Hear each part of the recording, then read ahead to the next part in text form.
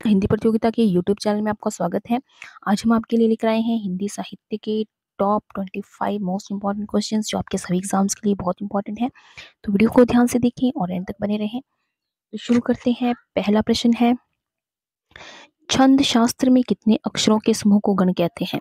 तो छंद शास्त्र में कुल 3 अक्षरों के समूह को गण कहा जाता है। तो ऑप्शन नंबर 20 का सही आंसर है।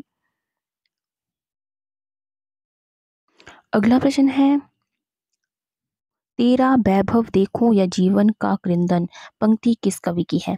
तो ये पंक्ति महादेवी वर्मा जी की है। ऑप्शन नंबर सी इसका सही आंसर है। अगला प्रश्न है, परमात्मा की छाया आत्मा में पड़ने लगती है और आत्मा की छाया परमात्मा में, यही छायावाद है। ये कथन किसका है? तो ये कथन है राम कुमार वर्मा का। ऑप्शन नंबर 20 का सही आंसर है। अगला प्रश्न है, दुख मेरे निकट जीवन का ऐसा काव्य है जो सारे संसार को एक सूत्र में बंधे रखने की क्षमता रखता है। ये कथन किसका है? तो ये कथन जो है महादेवी वर्मा जी का है। ऑप्शन नंबर ए इसका सही आंसर है। अगला प्रश्न है, सब सब बुझे दीपक जला लो, घिर रहा हम आज दीपक रागिनी अपनी जगा लो। ये कथन जो है, ये कथन दिया गया है महादेवी वर्मा के द्वारा। ऑप्शन नंबर डी इसका सही आंसर है। अगला प्रश्न है, कौन सा युग्म असंगत है?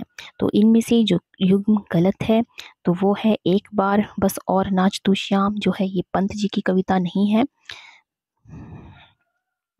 अगला प्रश्न है, निम्नलिखित काव्य पंक्तियों में के उनके रचनाकारों के साथ सुमेलित कीजिए। तो इन यहाँ कुछ ऑप्शंस दिए गए हैं, कुछ काव्य पंक्तियां दी गई हैं और रचनाकार दिए गए हैं। तो पहला है, सजनी मधुर निजत्व दे कैसे मिलूं अभिमानिनी में। तो ये कथन जो है, ये पंक्ति जो है वो दी गई है महादेवी वर्मा की। ये पंक्ति महादेवी वर्मा की है। प्रिय के हाथ लगाए जागी ऐसी मैं सो गई अभागी। तो ये पंक्ति जो है सूर्यकांत त्रिपाठी निराला जी की है। कौन तुम रूपसी कौन, ये पंक्ति है सुमित्रा नंदन पंत की। कौन तुम सॉरी तू अब तक सोई है आली आंखों में भरी बिहागरी। तो ये पंक्ति पंत जी की है। और कौन तुम रूपसी कौन, ये पंक्ति जयशंकर प्रसाद की है। तो अगर कोट में देखा जाए तो इसका सही आंसर होगा ऑप्शन नंबर सी। अगला प्रश्न है, प्रकाशन काल की दृष्टि से सही अनुक्रम है? तो प्रकाशन काल की दृष्टि से जो सही अनुक्रम है वो है ऑप्शन नंबर ए, पहले मधुशाला, फिर निशा निमंत्रण, प्रणय पत्रिका और फिर त्रिभंगिमा। इस तरह से इसका सही अनुक्रम होगा। ऑप्शन नंबर ए इसका सही आंसर है। अगला प्रश्न है, निराला जी की किस कृति में गरीबों व दलितों की दयनीय दशा का वर्णन है? तो निराला जी की नए पत्ते में जो है गरीबों व दलितों की दयनीय दशा का वर्णन किया गया है। ऑप्शन नंबर डी इसका सही आंसर है। अगला प्रश्न है, प्रसाद पंत और मैथिली शरण गुप्त कृति किस कृति के रचयिता हैं?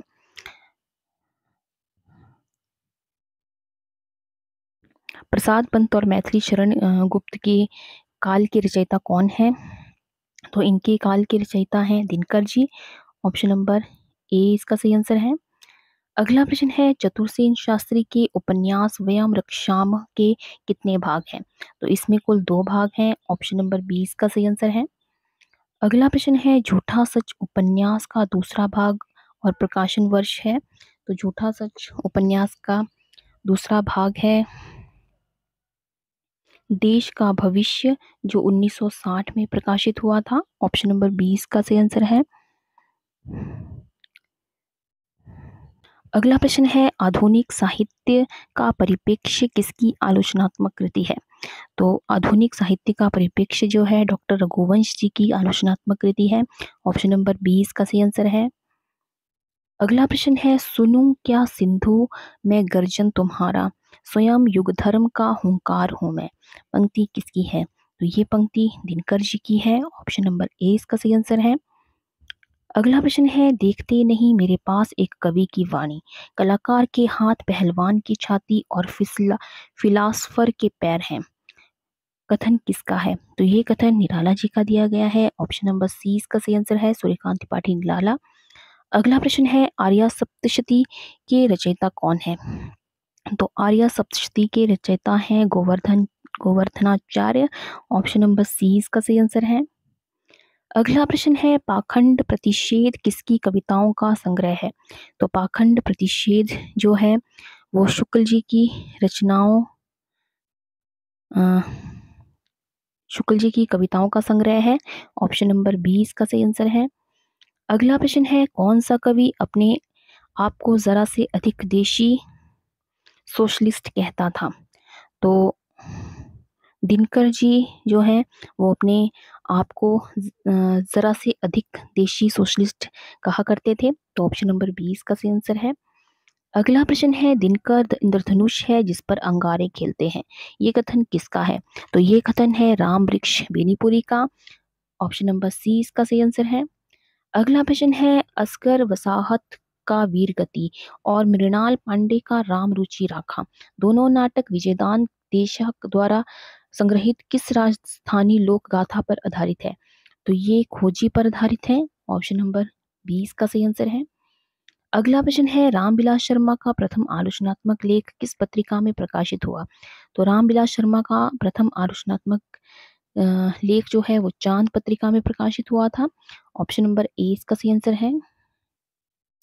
अगला प्रश्न है, रामविलास शर्मा ने सबसे पहले कब और किस कवि पर आलोचनात्मक लेख लिखा? तो रामविलास शर्मा ने सबसे पहले जो है निराला पर 1934 में आलोचनात्मक लेख लिखा था। तो ऑप्शन नंबर 20 का सही आंसर है। अगला प्रश्न है, राम की शक्ति पूजा और सरोज स्मृति निराला जी किस काव्य ग्रंथ में संकलित है? तो राम की शक्ति पूजा और सरोज स्मृति जो है वो अनामिका काव्य ग्रंथ में संकलित है। ये दोनों ही निराला जी की कृतियां हैं। तो ऑप्शन नंबर 20 का सही आंसर है। अगला प्रश्न है, पंत जी की कौन सी कविता रहस्यवादी प्रवृत्ति की है? तो पंत जी की कविता मौन निमंत्रण जो है वो रहस्यवादी प्रवृत्ति की है। तो ऑप्शन नंबर 20 का सही आंसर है, मौन निमंत्रण। तो ये थे आज के हिंदी साहित्य से संबंधित टॉप 25 मोस्ट इंपॉर्टेंट क्वेश्चंस। तो आई होप आपको वीडियो पसंद आया हो, तो वीडियो को लाइक करें और ज़्यादा से ज़्यादा शेयर करें। और अगर आपने चैनल को सब्सक्राइब नहीं किया है तो चैनल को सब्सक्राइब करें और नीचे दिए हुए बेल आइकन को प्रेस करें ताकि आपको आने वाली वीडियो की नोटिफिकेशन मिलती रहे। तो आज की वीडियो में बस इतना ही। मिलते हैं एक नई वीडियो में कुछ नए प्रश्नों के साथ। तब तक के लिए जय हिंद, जय भारत।